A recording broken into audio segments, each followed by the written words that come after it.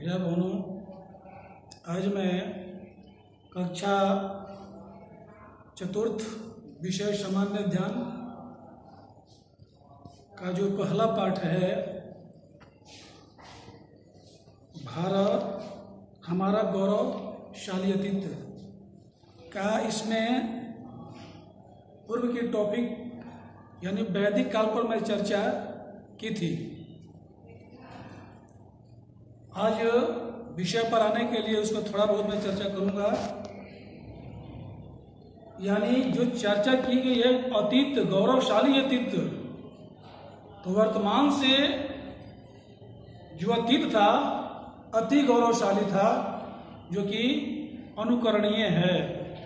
और उस तरह से हम अपने जीवन में वैदिक काल के क्रियाओं को अनुकरण करते हैं, तो हमको लगता है कि पुनर्वैदिक काल को स्थापित करना और इस भारत भूमि को पूरे विश्व में गुरु को स्थापित करना सरल कार्य हो जाएगा। इसमें मैं चर्चा करता हूँ कि वैदिक काल में एक विषय था, उस पर चर्चा मैं नहीं कर पाया था, आर्य। वेद में आर्य की चर्चा की गई है, कृणवंतो विश्वमार्यम, यानी पूरे विश्व को आर्य बनाओ। आर्य शब्द का शाब्दिक अर्थ होता है श्रेष्ठ, महान, विद्वान, ज्ञानी। अब उससे बड़ा संसार में कोई ज्ञानी हो ही नहीं सकता, इसलिए आर्य की चर्चा हुई है। फिर भी इस आर्यों पर हमारे यहाँ विद्वानों में मतभेद हुआ। कुछ लोगों का कहना हुआ कि आर्य जो थे माने मध्य एशिया की निवासी, और कुछ लोग कहना था कि ध्रुव प्रदेश के निवासी हैं।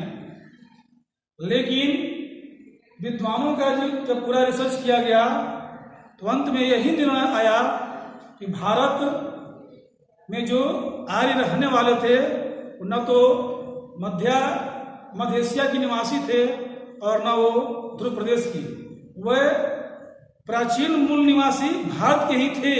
इसलिए भारत को प्राचीन नाम से आर्यावर्त के नाम से जाना जाता था। आर्यावर्त का अर्थ होता है कि श्रेष्ठ, महान, विद्वान, उससे बढ़कर कोई नहीं। वर्त माने उस भूमि पर रहने वाला जिससे कि पूरे विश्व को शिक्षा को पदार्पण करे। इसलिए आर्य की चर्चा के बारे में बताई गई है। इसलिए वेद भी इसके साक्षी है। अथर्ववेद में दिया गया है कृणवंतो विश्वमार्यम। कृणवंतो का अर्थ होता है करो विश्वमार्य, माने पूरे विश्व को आर्य बनाओ, भारत को ही क्यों। यह ध्येय जो है पूर्व प्राचीन ऋषि महर्षि दयानंद जी के द्वारा इसको माने अपने आर्य समाज के नियम में भी लागू किया गया था।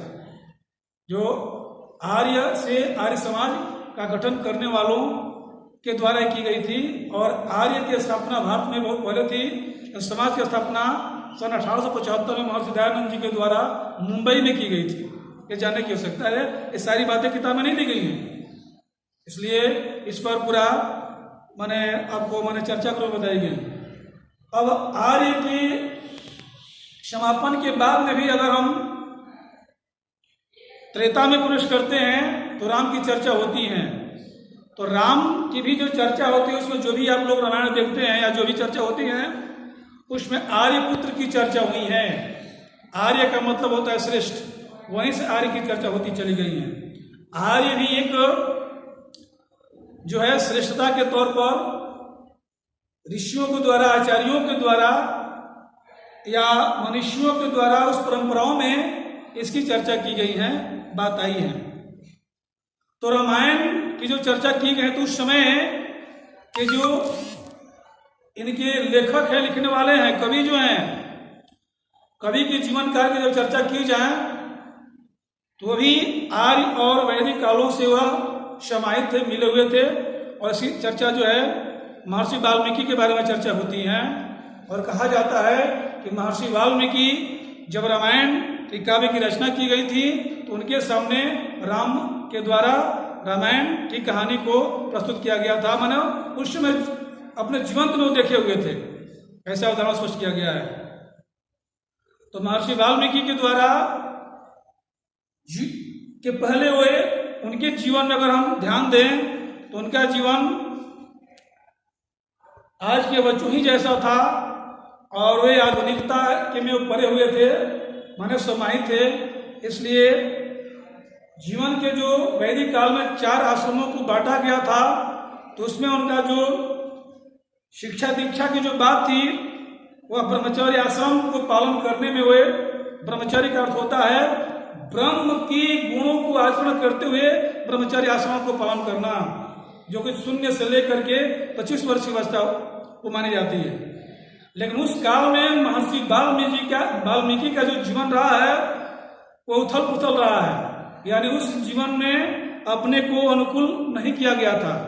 किसी तरह अपना जीवन व्यतीत किए। जब 25 वर्ष की अवस्था हो गई तो परिवार का भरण पोषण की जिम्मेदारी जब आई, तो उन्होंने उस समय नकारात्मक चिंता करने लगी। और उस समय मेरी सोच में उन्होंने ऐसे मर्यादित रूप में उन्होंने कार्य किया कि गांव में नगरों में रहने वालों को नहीं, गांव और नगरों से दूर मर्यादित होकर जंगलों में उन्होंने लूटपाट करना प्रारंभ की। और उससे जो उनका आमदनी होती थी तो अपने परिवार का भरण पोषण किया करते थे। यानी संतानोत्पत्ति के लिए 1 नहीं 3 विवाह किए गए। और 3 विवाह करने के बाद राजा दशरथ जी के 3 रानियों से 4 रत्न पुत्रों की प्राप्ति हुई। उसमें जो राजा दशरथ जी का विवाह हुआ था उनकी 3 महारानियों का नाम कौशल्या,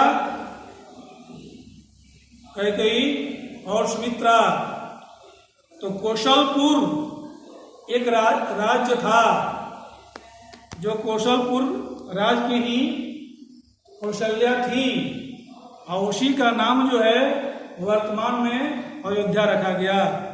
तो कौशलपुर राज्य के राजा दशरथ राजा थे।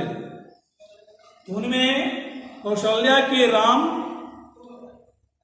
कैकेयी के भरत और शत्रुघ्न और सुमित्रा के लक्ष्मण, ये उनके 4 पुत्र की प्राप्ति हुई। और 4 पुत्रों की प्राप्ति के बाद उनकी शिक्षा दीक्षा जो है अब उनका जो 4 पुत्रों का शिक्षा दीक्षा गुरु वशिष्ठ मुनि के आश्रम में प्रारंभ हुई। इसके बाद वे पूरी शिक्षा दीक्षा, इसके बाद में राजा दशरथ के 4 पुत्रों को शिक्षा दीक्षा प्राप्ति करने के बाद सीधे वे आए माने राजमहल में, और वहां से उनका जो है विवाह यानी विश्वामित्र के साथ वे जाते हैं प्रायोगिक ज्ञान प्राप्त करने के लिए, और वहीं से उनका धनुष यज्ञ में विवाह होता है। विवाह के बाद कहानी है कि कैकेयी राजनीतिज्ञ राजाओं की लड़की थी, और नीतियों में जब आवश्यकता पड़ती तो राजा दशरथ उनको युद्ध के लिए अपने साथ ले जाया करते थे।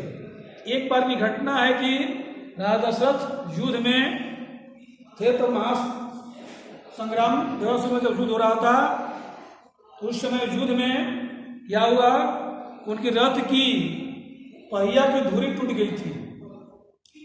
इसलिए उस समय अपनी कानी उंगली को उन्होंने उसमें पेश कर वह रथ की संचालन की, जिसमें राजा दशरथ जिस युद्ध में विजय घोषित हुए, और वो कहना पड़ा कि अगर कैकेयी आप नहीं हुई होती तो मैं इस युद्ध को जीत न सकता था, इसलिए तुम हमसे वरदान ले लो।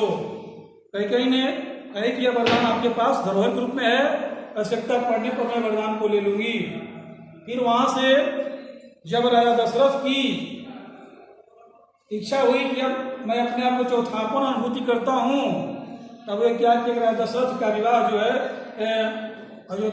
राम का राज्याभिषेक करने की मुख में होते हैं, तब उस समय कैकेयी धरोहर जो वरदान जो दी थी उनसे मांग की। इसके बाद में सीता का अपहरण होता है, राम और रावण युद्ध होते हैं, रावण की हत्या करके बाद फिर राजा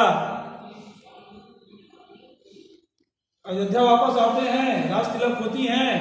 इसके बाद में यही से रामायण यानी 7 कांड में रामायण को समाप्त किया गया है, और अंत में सीता जो है लव कुश को जन्म देने के बाद वह धरती यानी सीता का तो धरती धरती से जन्म ली हुई थी, धरती में समा गई। अब इसका प्रश्न है, उस प्रश्न को रूप में लिखना है। पहला प्रश्न है